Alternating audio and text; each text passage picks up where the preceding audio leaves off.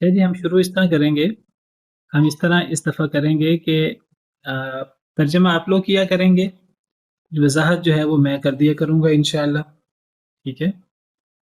تو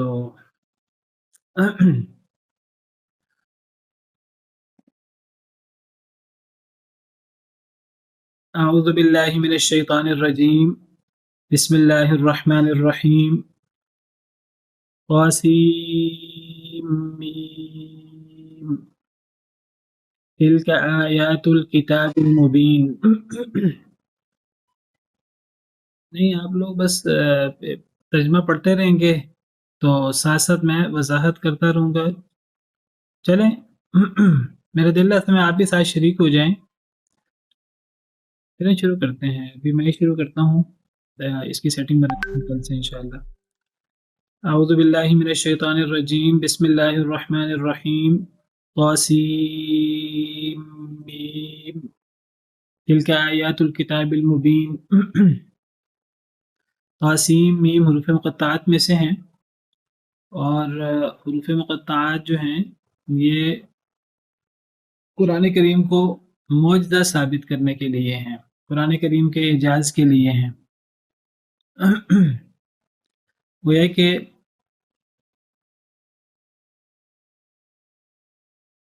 اس طرح قرآن کریم ایک بہت بڑا معجزہ ہے، اسی طرح قرآن کریم کے اندر قرآن کریم کے معجزات میں سے ایک بڑا معجزہ یہ حروف مقطعات بھی ہیں،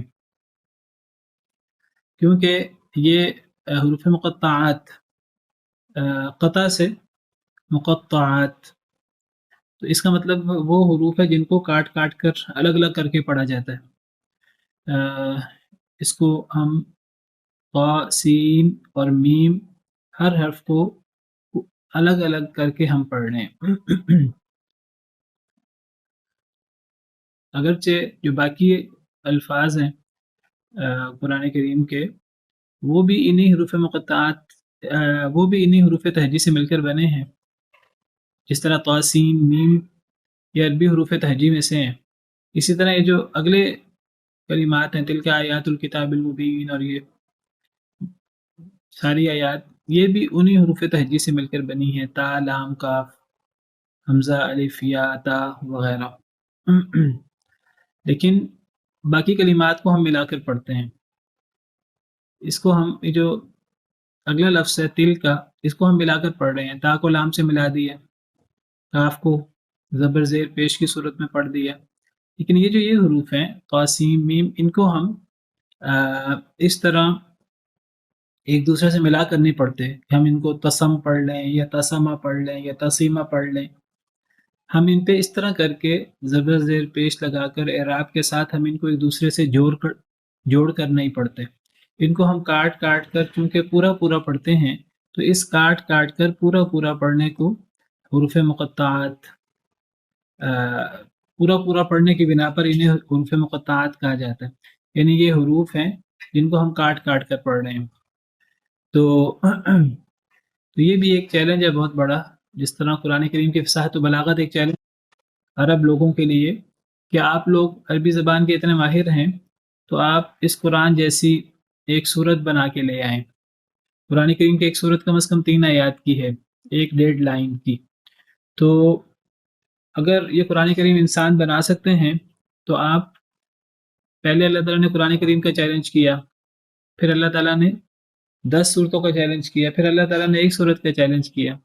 اللہ فرماتے ہیں کہ سارے کے سارے انسان اور جن مل کر، یہ ساری کائنات کی مخلوق مل کر، بلکہ مشرکین اپنے جو معبود جن کو انہوں نے بنایا ہے ان کو بھی اکٹھا کر لیں، اپنے مددگاروں کو بھی، جس کو بھی اللہ کے علاوہ اکٹھا کرنا ہے، فرشتوں کو اکٹھا کرنا ہے، جنوں کو اکٹھا کرنا ہے، اور جن کو بھی انہوں نے اکٹھا کرنا ہے اپنے ساتھ اکٹھا کر کے وہ اس قرآن جیسا قرآن بنا دیں، 10 صورتیں بنا دیں، ایک صورت بنا دیں، تو کوئی بھی ایسا نہیں کر سکتا۔ جس طرح باقی قرآن کریم چیلنج ہے، قرآن کریم کا افصاحت و بلاغت، قرآن کریم کا اعجاز، اسی طرح حروف مقطعات الگ سے ایک چیلنج ہے بہت بڑا، کہ یہ انہی حروف تہجی میں سے ہیں جن حروف تہجی سے باقی کلمات بنتے ہیں وہ سمجھ آ جاتے ہیں، ان کا معنی سمجھ میں آ جاتا ہے۔ ان کا معنی بھی چیلنج ہے، ان کا معنی کر کے دکھاؤ، ان کا کیا معنی ہے۔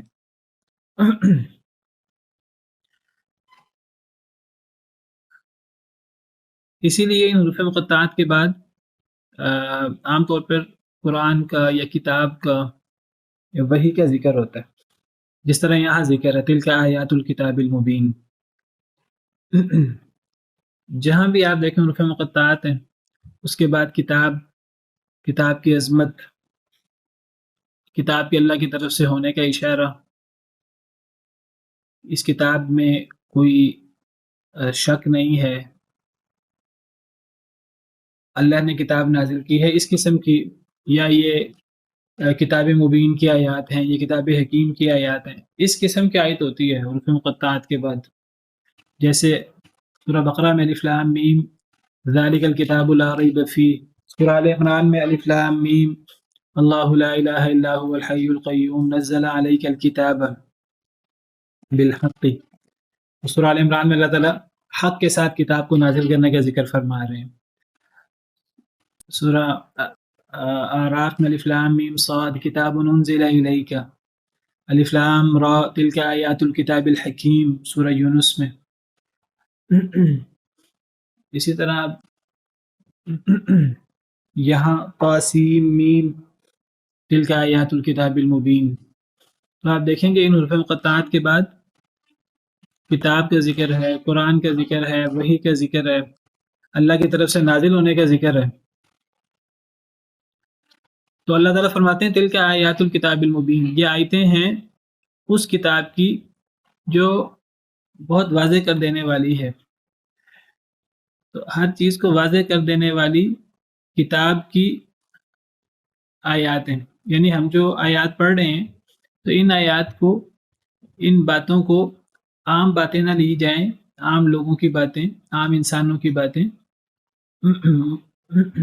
عام اقوال زرعی کے طور پر ان کو نہ لیا جائے، لوگوں کی کوئی اچھی باتوں کے طور پر ان کو نہ لیا جائے۔ یہ اللہ رب العالمین کی آیات ہیں جو اللہ رب العالمین نے کتاب مبین کی صورت میں نازل کی ہیں۔ اس کا ایک ایک لفظ اللہ کی طرف سے ہے، اس کا ایک ایک لفظ حق بھی ہے، اور اس کا ایک ایک لفظ وہ عدل پر اور انصاف پر مشتمل ہے۔ تو یہ آیات ہیں واضح کر دینے والی کتاب کی۔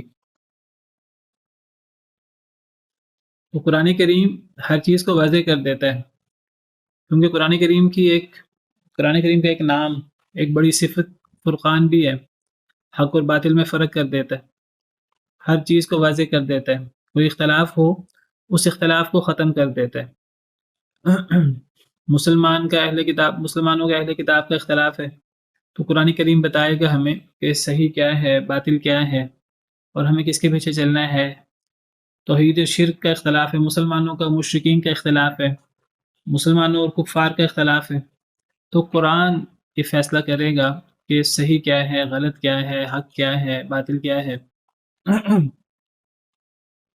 ان هذا القرآن يهدي للتي هي اقوم، یہ قرآن بہترین رستے کی رہنمائی کرتا ہے۔ تو اس کا نام فرقان بھی ہے، اس کا نام الکتاب المبین بھی ہے، یہ واضح کر دینے والی کتاب ہے ہر چیز کو۔ قرآن کریم میں اگرچہ محکم آیتیں بھی ہیں، قرآن کریم میں بعض آیتیں متشابہ بھی ہیں، تو اللہ تعالیٰ فرماتے ہیں وَالَّذِي أَنزَلَ عَلَيْكَ الْكِتَابَ مِنْهُ آيَاتٌ مُحْكَمَاتٌ هُنَّ أُمُّ الْكِتَابِ وَأُخَرُ مُتَشَابِهَاتٌ، اللہ نے آپ پر کتاب نازل کی جس میں محکم آیتیں بھی ہیں اور متشابہ آیتیں بھی ہیں۔ تو جب قرآن میں متشابہ آیتیں بھی ہیں تو پھر کیا قرآن کو الکتاب المبین کہا جا سکتا ہے؟ جی، تو قرآن میں متشابہ آیات موجود ہیں، اس کے باوجود قرآن کریم الکتاب المبین ہے، واضح کرنے والی کتاب ہے، کیونکہ وہ تھوڑی ہیں بہت ایسی باتیں جو ہمارے سامنے بہت کلیئر نہ ہوں۔ تو جو چیزیں ہمارے سامنے بہت کلیئر نہ ہو، ہماری جہالت کی وجہ سے، ہماری لا علمی کی وجہ سے، ہمارے نقص کی وجہ سے، وہ چیزیں ہمیں اس لیے سمجھ نہیں آتی کہ ہم ناقص ہیں، ہم خود بھی ناقص ہیں، ہماری عقل بھی ناقص ہے، کچھ باتیں ہم لوگ سمجھ ہی نہیں پا سکتے اپنے نقص کی وجہ سے، اپنی کم علمی کی وجہ سے، روح کے بارے میں، دیگر چیزوں کے بارے میں ہم کچھ باتیں نہیں سمجھ پا سکتے تو لیکن قرآن کریم کا چونکہ بڑا حصہ، اکثر حصہ وہ محکم پر مشتمل ہے، تو یہ واضح کر دینے والی کتاب کی آیات ہے. للأکثر حکم الکل لعلک باخع نفسک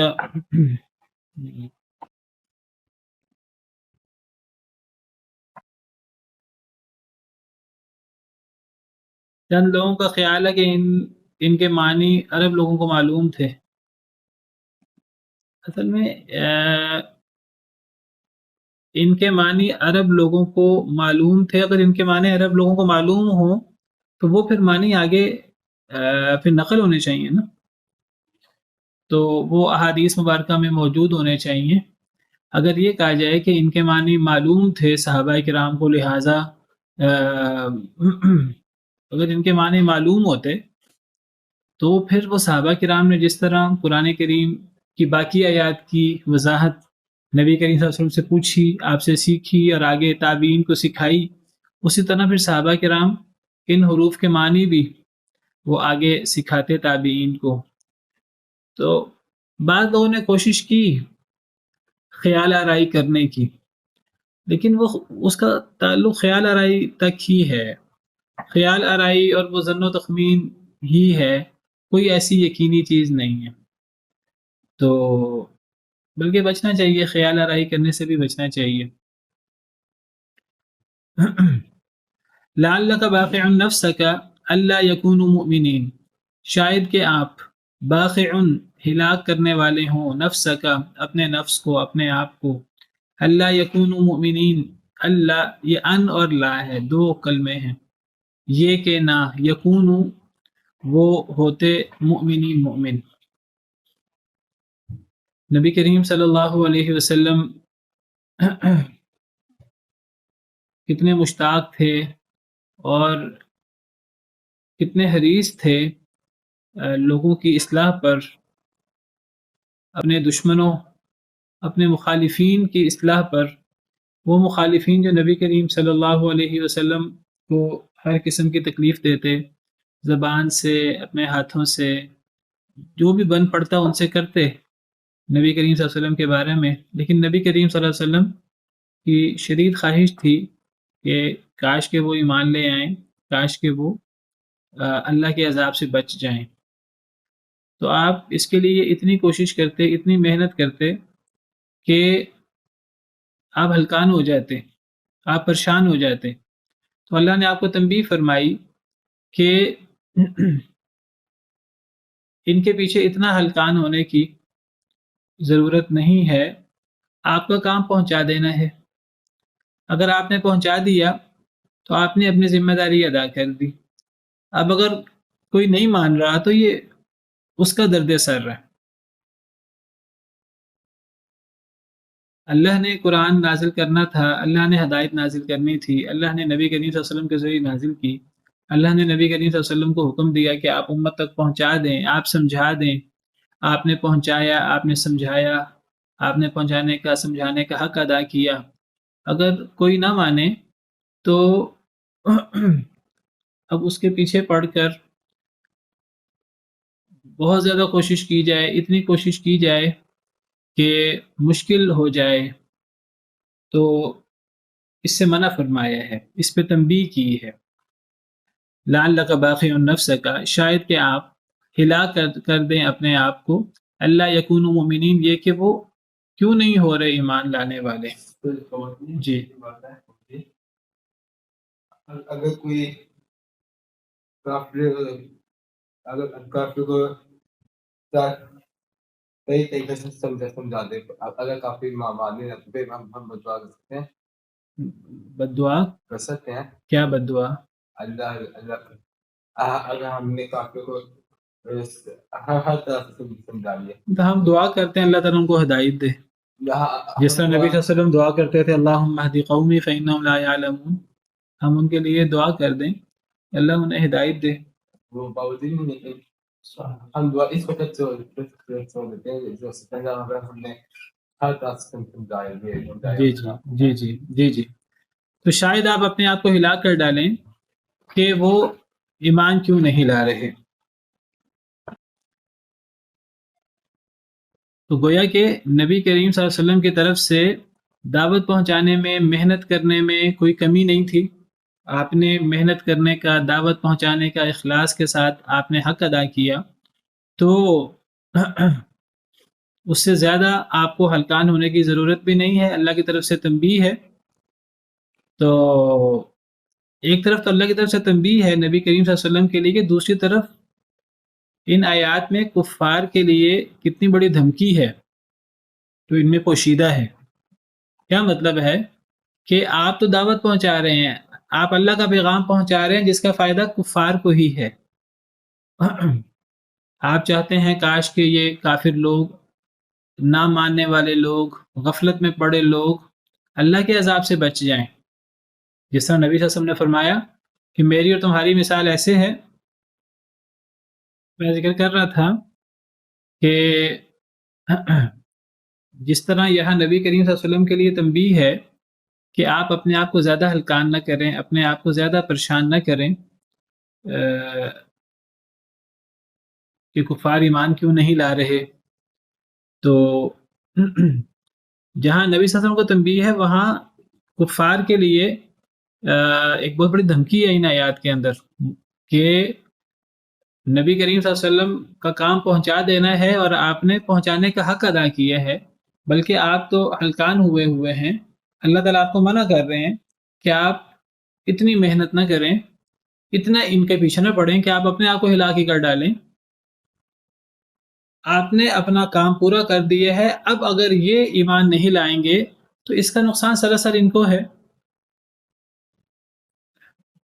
نبی صلی اللہ علیہ وسلم نے فرمایا کہ میری اور تمہاری مثال, آپ نے اپنی اور اپنی امت کی مثال یہ پیش کی کہ جیسے اگر کوئی شخص آگ جلائے تو جب آگ جلتی ہے تو بہت سے پتنگے اور بہت سے اس قسم کے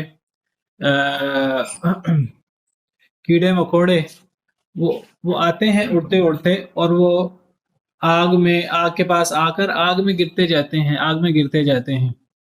تو آپ نے فرمایا کہ یعنی لوگ گویا کہ آگ جلی ہوئی ہے اور لوگ غفلت کے اندر, ان کو احساس نہیں ہو رہا, غفلت کے اندر آگ میں گرتے جا رہے ہیں. ان کو احساس تب ہوتا ہے جب آگ میں گرتے ہیں, لیکن اب وہ نکل نہیں سکتے. تو لوگ بھی اس طرح گویا کہ وہ آگ میں کود رہے ہیں. نبی صلی اللہ علیہ وسلم نے فرمایا کہ میں تمہیں تمہاری کمر سے پکڑ کر تمہیں آگ سے نکالنے کی کوشش کر رہا ہوں. تو نبی کریم صلی اللہ علیہ وسلم وہ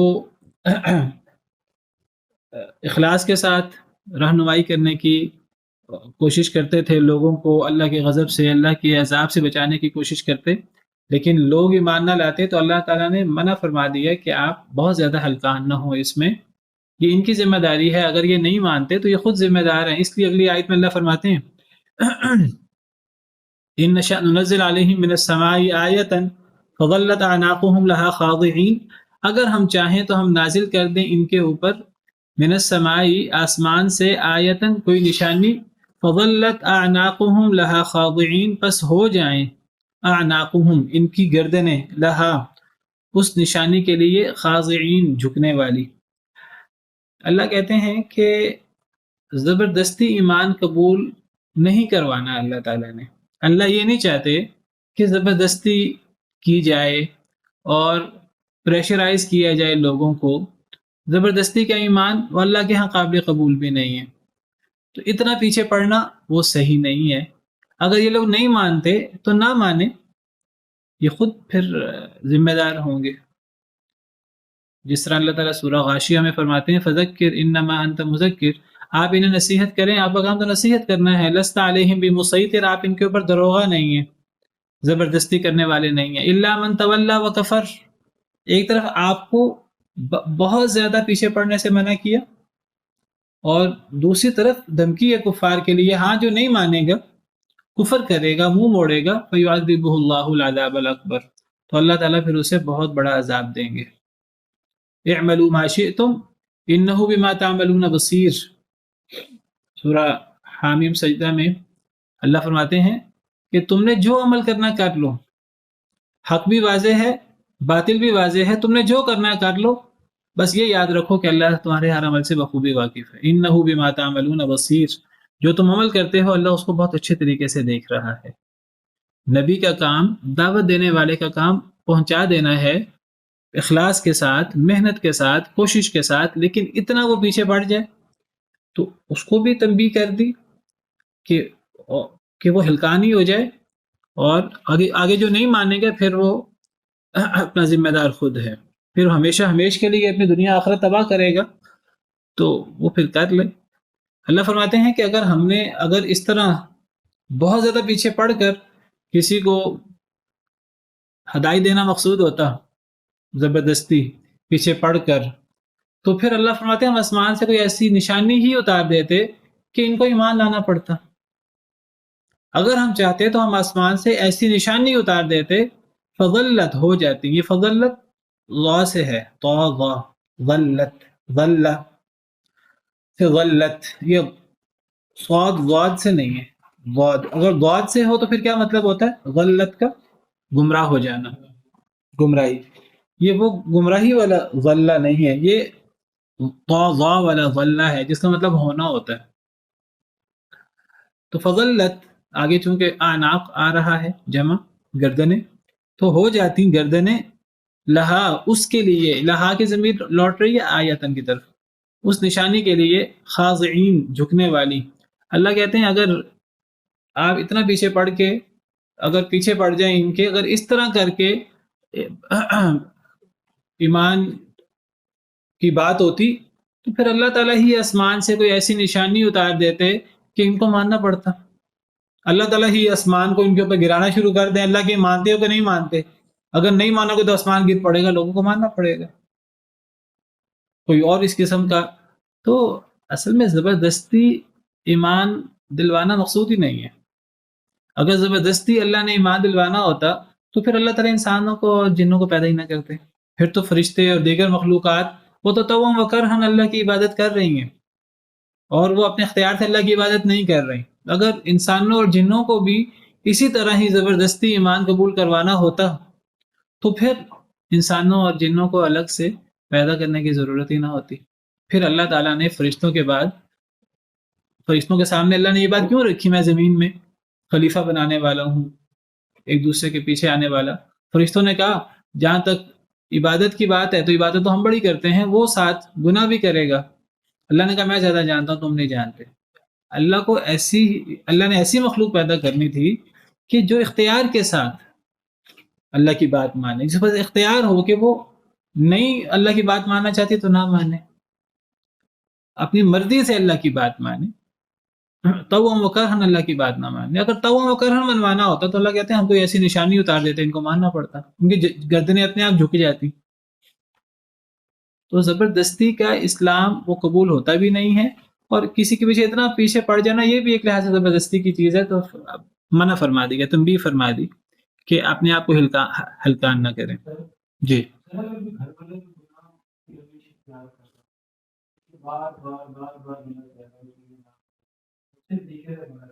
ہاں،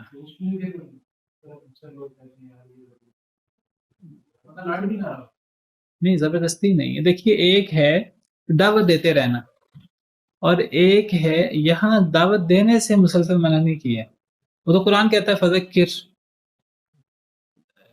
ان الذکریٰ تنفع المؤمنین، آپ نصیحت کریں، نصیحت مومنوں کو فائدہ دیتی ہے۔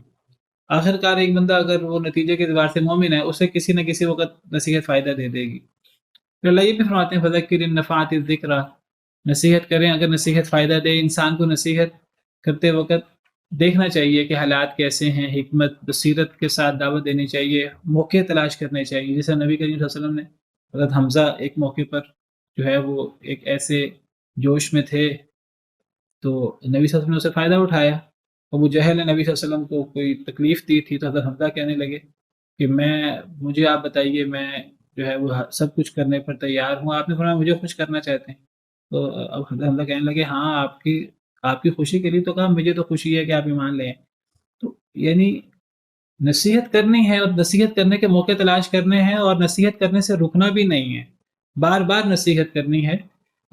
جن کفار کے بارے میں اللہ نے قرآن میں فرما دیا کہ ایسے بھی کفار ہیں، آپ انہیں ڈرائیں یا نہ ڈرائیں وہ ایمان نہیں لائیں گے، اللہ نے مہر لگا دی، لیکن نبی صلی اللہ علیہ وسلم دعوت دیتے رہے انہیں. یہاں دعوت دینے سے منع نہیں کیا گیا، یہاں دعوت دیتے ہوئے یعنی آپ اپنے آپ کو ہلا کر ڈالیں اور آپ جو ہے وہ نفسیاتی طور پر آپ اتنا آپ ٹینشن میں آ جائیں اور آپ یہ سمجھنا شروع کر دیں پتہ نہیں میری دعوت کے اندر کوئی کمی تو نہیں ہے، میری محنت کے اندر تو کمی نہیں ہے.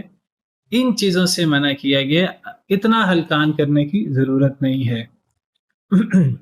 لیکن اس کا مطلب یہ نہیں کہ انسان دعوت دینا چھوڑ دے، انسان کو موقع بہ موقع دعوت دینی ہے.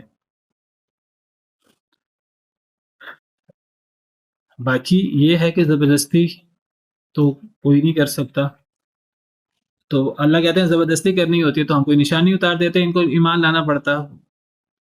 وما یاتیہم من ذکر من الرحمن محدث الا كانوا عنه معرضین، اور نہیں آتی ان کے پاس، نہیں آتا ان کے پاس من ذکر، کوئی ذکر، کوئی نصیحت، کوئی آیت، کوئی وحی، من الرحمن، رحمان سے، اللہ تعالیٰ سے، محدث نیا، الا كانوا عنها معرضین، مگر وہ اس سے اعراض کرنے والے ہوتے ہیں.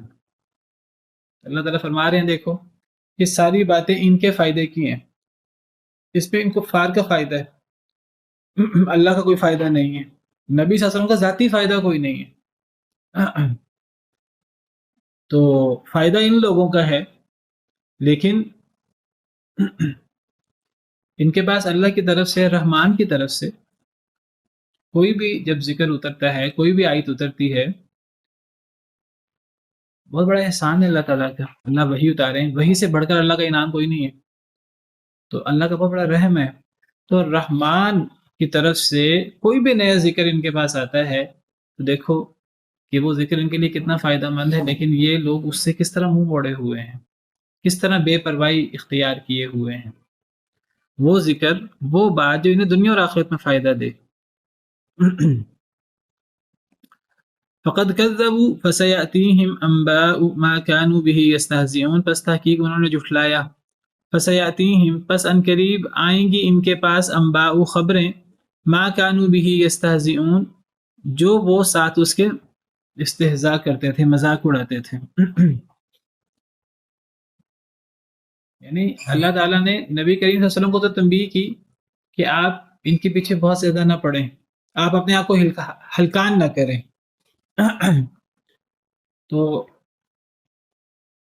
اب آگے کفار جو آگے سے انکار کر رہے ہیں، کفار صرف انکار نہیں کرتے تھے، وہ مذاق اڑاتے تھے باقاعدہ. اگر نبی کریم صلی اللہ علیہ وسلم کہتے کہ اللہ کی بات نہیں مانو گے، اللہ پر ایمان نہیں لاؤ گے، مجھ پر ایمان نہیں لاؤ گے تو اللہ کا عذاب آ جائے گا، قیامت آ جائے گی اور عذاب کی صورتیں آ جائیں گی، تو وہ آگے سے مذاق کرتے ہوئے کہتے کہ وہ عذاب لاؤ، پھر وہ عذاب آ کیوں نہیں رہا. تو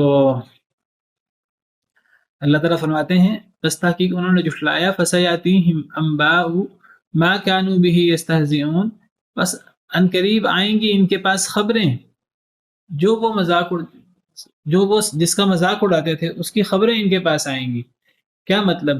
اللہ فرماتے ہیں انہوں نے جھٹلایا، قریش نے، صرف انہوں نے جھٹلایا، ان سے پہلے لوگوں نے بھی جھٹلایا تھا، تو ان قریش تک پچھلے لوگوں نے بھی جو جھٹلایا تھا ان کی خبریں ان تک پہنچیں گی. اللہ تعالیٰ ان کی خبریں نبی صلی اللہ علیہ وسلم پر وحی کریں گے، نبی کریم صلی اللہ علیہ وسلم یہ خبریں کفار کو سنائیں گے. قوم عاد، قوم نوح نے بھی، قوم عاد نے بھی، قوم سمود نے بھی، قوم شعیب نے بھی، قوم لوط نے بھی، دیگر قوموں نے بھی ان آیات کو، دھمکی والی، وعید والی آیات کو جھٹلایا تھا، مذاق اڑایا تھا کہ عذاب کب آئے گا. تو پھر اللہ کہتے ہیں کہ اس کی خبریں جو وہ مذاق اڑاتے تھے وہ خبریں ان تک پہنچیں گی، وہ خبریں بھی ان تک پہنچیں گی، اور ان خبروں کے مطابق جس طرح پچھلی، وہ خبریں پہنچانے کا کیا مقصد ہے؟ خبریں پہنچانے کا مقصد عبرت دلانا ہے کہ جس طرح پچھلے قوموں پر مذاق اڑانے کی وجہ سے، تکذیب کرنے کی وجہ سے، انکار کرنے کی وجہ سے عذاب آیا، وہی عذاب ہو بہو ان پر بھی آ سکتا ہے. تو ان تک خبریں بھی آئیں گی اور وہ عبرت ہوگی ان کے لیے، وہ عذاب بھی ان پر آ سکتا ہے.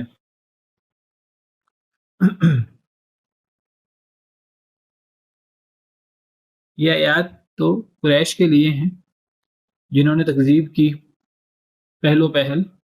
جو بھی قرآن کریم کی آیات کی تصدیق کرے قریش کے بعد بھی، قریش کے ساتھ بھی جو اللہ نے وعدے کیے وہ وعدے پورے ہوئے. یہ قریش کے بڑے بڑے سردار مالک قریش کے بڑے بڑے سردار جو ہیں وہ آپ دیکھیے جنگ بدر میں اور پھر بعد میں کس طرح وہ اللہ کے عذاب کا شکار ہوئے، وہ جو مذاق اڑاتے تھے. تو یہ آیتیں صرف ان کے لیے نہیں ہیں، ہر جھٹلانے والے کے لیے ہیں. آج تک اور قیامت تک جو لوگ بھی جھٹلائیں گے تو پچھلی قوموں کی خبریں وہ بھی ان تک قرآن کریم میں موجود ہیں، اتر چکی ہیں، اور اللہ کا عذاب بھی آئے گا. اولم یروا الی الارض کم انبتنا فیہا من کل زوج کریم، کیا اور نہیں انہوں نے دیکھا زمین کی طرف، کم انبتنا کتنی ہم نے اگائی، فیہا اس میں، من کل زوج کریم ہر قسم کے معزز جوڑے. اللہ تعالیٰ اپنی قدرت بیان کر رہے ہیں، اپنی شان بیان کر رہے ہیں کہ انسان اتنی عظمت والے، اتنی شان والے رب کا انکار کیسے کر سکتا ہے، اس کو کیسے جھٹلا سکتا ہے. اللہ کے بھیجے ہوئے نبی کو انسان کیسے جھٹلا سکتا ہے، اللہ کی بھیجی ہوئی وحی کو انسان کیسے جھٹلا سکتا ہے. اللہ تعالیٰ تو بہت شان والے ہیں، بہت قدرتوں والے ہیں، بہت عظمت والے، بہت جلال والے. اور اللہ نے ایسی ایسی چیزیں پیدا کی ہیں کہ ان چیزوں میں انسان کے لیے بہت بڑی نصیحت بھی ہے، بہت بڑی قدرت بھی ہے، اور اس میں انسانوں کا بہت بڑا فائدہ بھی ہے. اللہ تعالیٰ کہتے ہیں کہ تم زمین کو ہی دیکھ لو، کیا یہ لوگ زمین کو نہیں دیکھتے؟ کتنے پیدا کی ہم نے اس میں، من کل زوج کریم ہر قسم کے معزز جوڑے.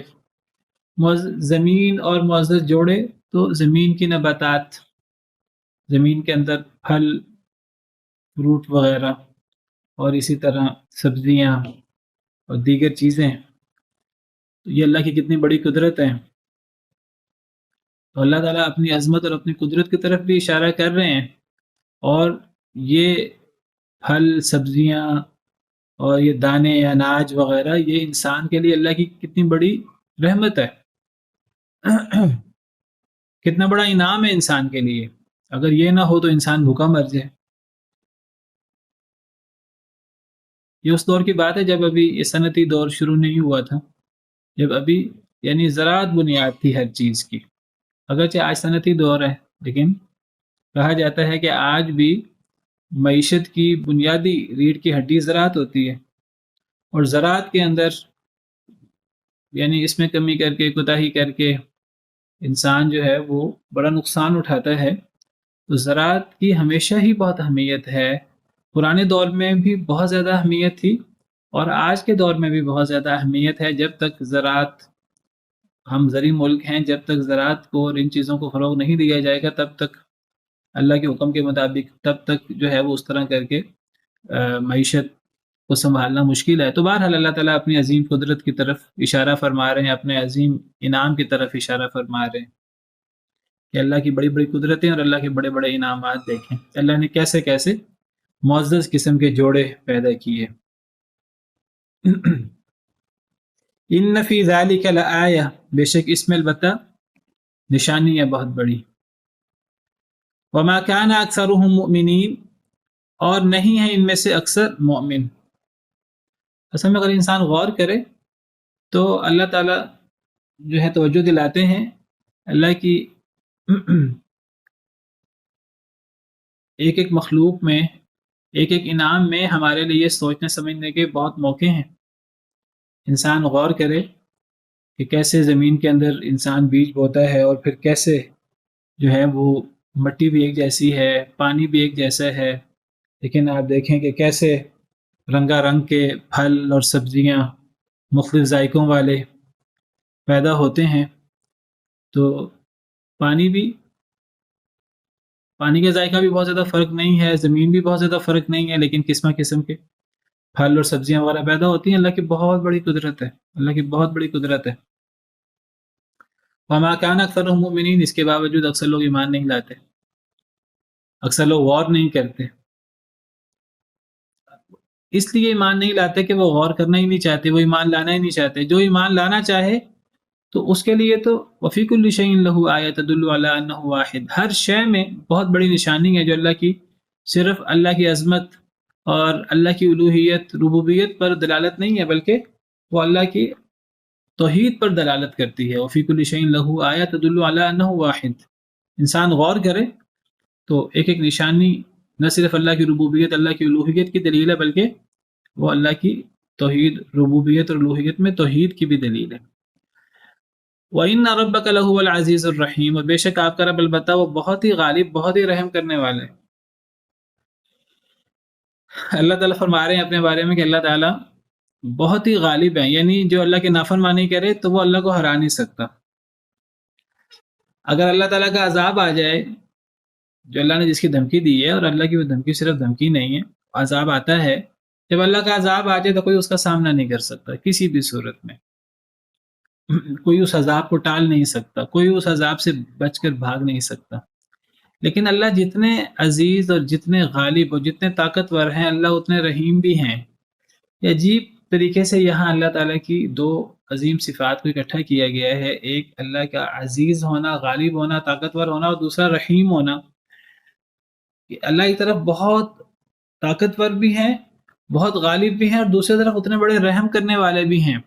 یہ عام طور پہ ایسی صفات ہیں جو دنیا میں ہم دیکھتے ہیں کہ ایک شخصیت میں جمع نہیں ہوتی، لیکن اللہ رب العالمین کی کمال قدرت اور کمال غلبہ اور کمال قوت اور کمال رحمت اللہ تعالیٰ کی، کہ اللہ جتنے غالب ہیں اللہ اتنے رحیم بھی ہیں. یا غالب ہونے کے ساتھ غالب ہونے کا ذکر اس لیے کیا کہ کوئی اللہ کی نافرمانی کرے تو اللہ تعالیٰ اس کو سزا دے سکتے ہیں، جب اللہ سزا دیں تو وہ اللہ سے بچ کر بھاگ نہیں سکتا، کسی بھی صورت میں اللہ کا مقابلہ نہیں کر سکتا. لیکن ساتھ رحیم ہونے کا ذکر اس لیے کیا کہ اللہ جتنے غالب ہیں اللہ اتنے رحیم بھی ہیں. اللہ مہلت دے دیتے ہیں، اللہ فوراً پکڑ نہیں کرتے. رحیم کا ذکر اس لیے کیا کہ اگر کوئی وہ نصیحت حاصل کر لے، گناہ زمین سے بھر کر گناہ لے آئے، اللہ رحیم ہے، اللہ معاف کر دیتے ہیں، بڑے سے بڑا گناہ اللہ معاف کر دیتے ہیں. تو اللہ جتنے طاقتور ہیں اللہ اتنے رحیم بھی ہیں. رحیم سے مراد اگر ایک بندہ اپنی غلطی پر مصر رہے تو اللہ کی طرف سے مہلت مل جاتی ہے، یہ بھی اللہ کی رحمت ہے کفار کے لیے، ایمان والوں کے لیے. اور اگر کوئی اللہ کی طرف رجوع کرنا چاہے، بڑے سے بڑا گناہ کر کے اگر اس کو نصیحت حاصل ہو جائے، وہ اپنی اصلاح کرنا چاہے تو اللہ بڑے سے بڑا گناہ معاف کر دیتے ہیں. تو یہ رحیم سے مراد ہے. اللہ تعالی عالم، وصلی اللہ وسلم علی نبینا محمد. اسی پر بس کرتے ہیں. وآخر دعوانا ان الحمد للہ رب العالمین.